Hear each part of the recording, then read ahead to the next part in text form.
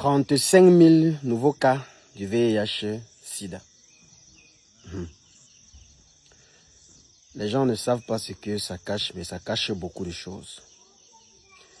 Dans un premier temps, Etienne d'abord a dit qu'il ne s'agit pas de 35 000 cas. C'est bien plus, parce que les 35 000 cas là, qui ont été détectés là, c'est ceux qui sont allés faire les examens. C'est ceux qui ont accepté de le faire. Il y a des gens qui ne le font pas. Il y a des gens qui refusent de faire un examen. Il y a des gens à qui on veut même proposer de faire l'examen de VIH-Sida. Ils disent qu'ils ne font pas.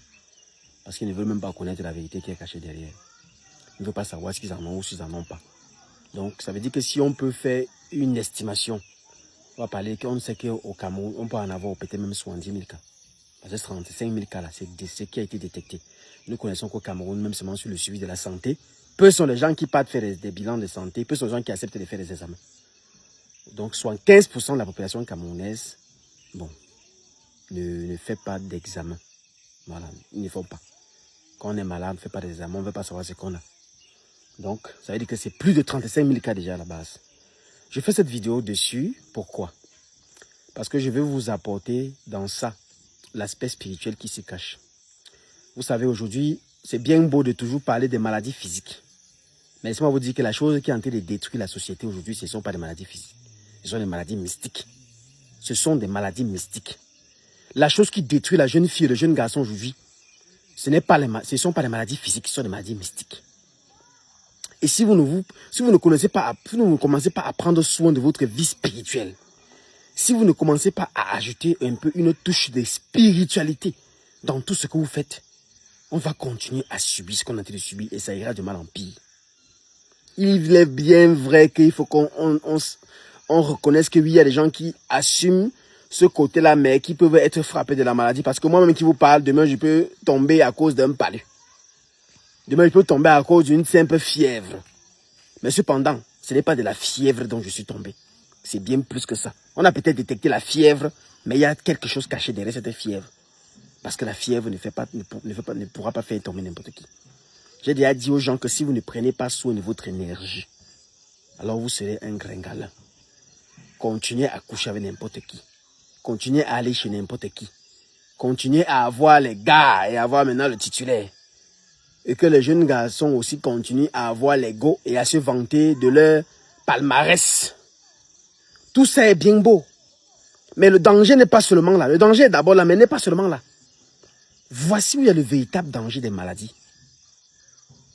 C'est sur le plan spirituel. C'est la nuit quand on dort. Quand on est couché en train de dormir. Là. Ce que nous subissons la nuit, c'est ça qui nous rend malades. Les couches de nuit. Les poisons de nuit. Les paralysies nocturnes. Etc. C'est tout ceci qui nous conduit à autant de maladies aujourd'hui. Il y a des gens aujourd'hui qu'on va les détecter VIH-Sida.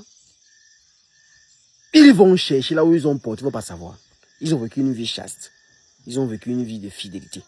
Ils ne sont pas vagabonds. Ils ne partent pas n'importe où. Mais ils ne comprennent pas comment ça arrive qu'ils puissent avoir contacté cette maudite maladie. En fait, le problème est mystique. Le problème est spirituel. Et c'est ce que je dis aujourd'hui. Beaucoup de jeunes filles, beaucoup de gens souffrent aussi des kystes, des myomes, de la zoospermie, tout ça. Ce n'est pas qu'une question scientifique. Sachez qu'un vrai spiritualiste est d'abord un scientifique. Donc je ne réunirai jamais la science. Je ne réunirai jamais la médecine scientifique. Je dirais toujours aux gens, oui, faites vos examens, traitez-vous à l'hôpital, faites ceci. Mais faites aussi des traitements traditionnels. Je n'interdirai jamais aux gens d'aller voir les ophtalmologues, les gynécologues et tous les logues là. Allez-y, c'est bien pour votre santé physique. C'est bien pour la matière.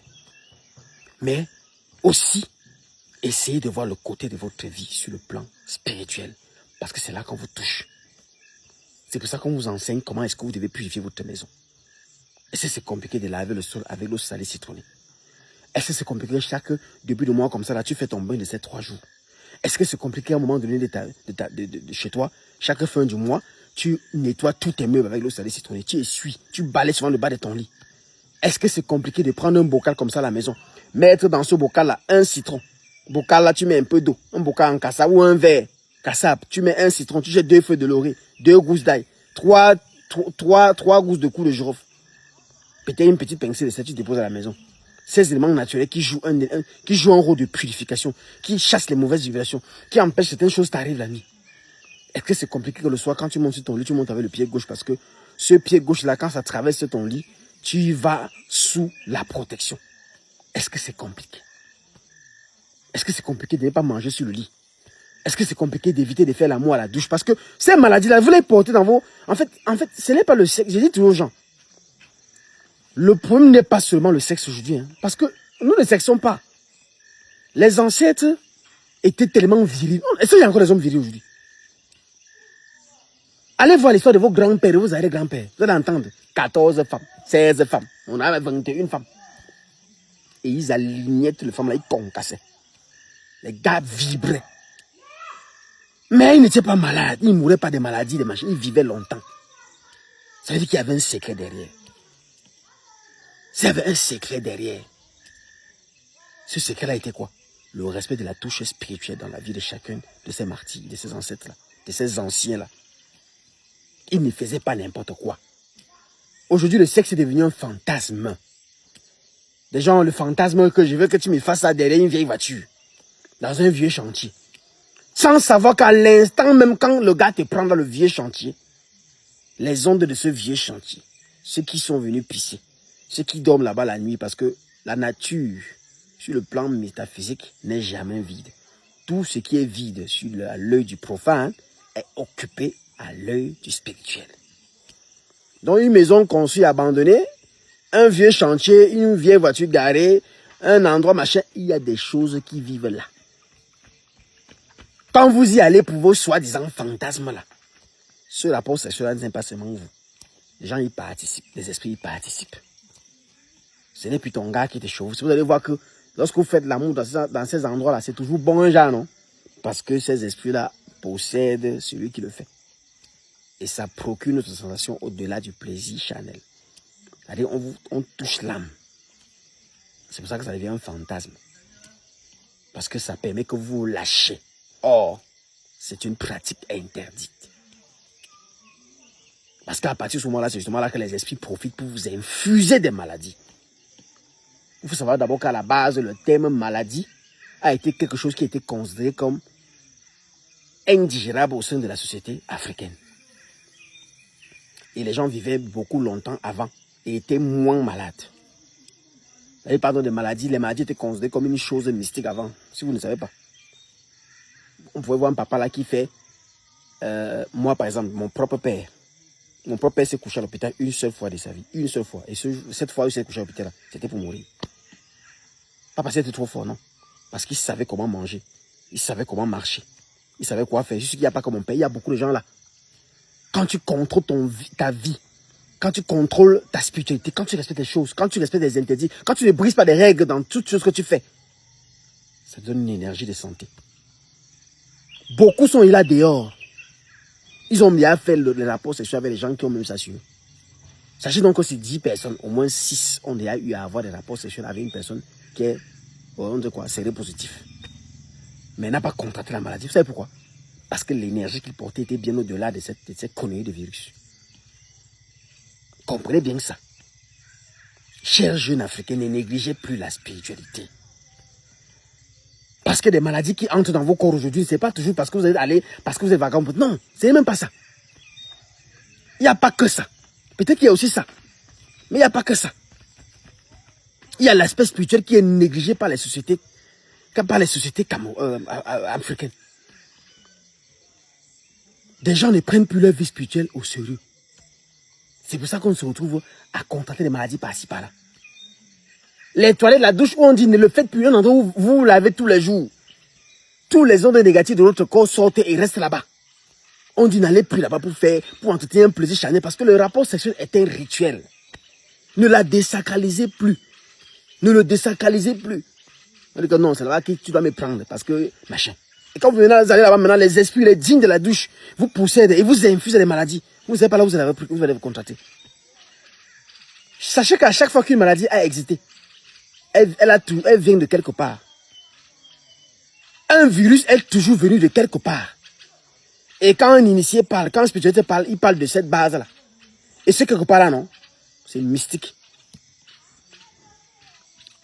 la plupart des maladies que nous avons ici sur Terre, ces maladies bizarres là, ce sont les négativités des mauvais esprits de bas astral. C'est ça qui remonte sur nous souvent. Et comment est-ce qu'ils font pour avoir contact avec nous? C'est à travers les pratiques interdites qu'on fait. C'est à travers le libertinat dans lequel le peuple africain vit. La spiritualité n'est pas à négliger. La spiritualité est la liberté. Ce n'est pas la prison. Quand on vous enseigne comme ça, c'est pas qu'on va vous interdire de vivre. Bientôt, on va plus vivre. Bientôt, on va plus respirer. C'est qu'on veut juste vous faire comprendre que toute chose a une limite. Et le monde est construit comme ça. Lorsque vous voulez construire votre maison, il y a des limites de construction.